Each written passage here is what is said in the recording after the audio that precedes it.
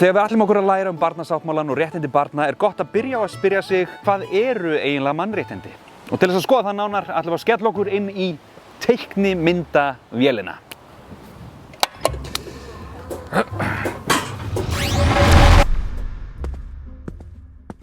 Mannréttindi eru réttindi sem eru okkur nauðsynleg til þess að lifa sem manneskjur.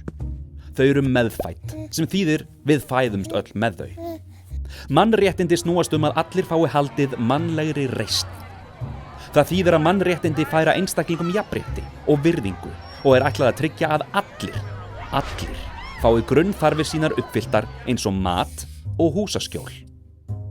Mannréttindi eru einnig vernd gegn ofbeldi í hvaða mynd sem það birtist og eru leið til þess að vinna gegn vanþekkingu og hatri.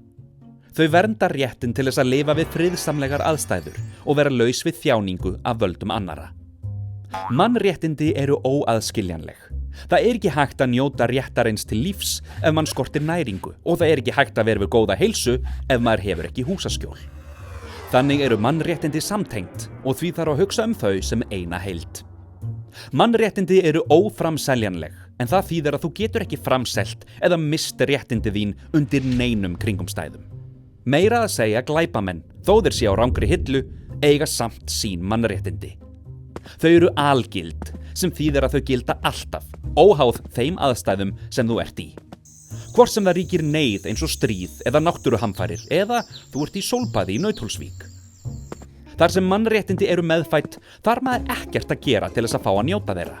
Þau eru skilyrðislaus.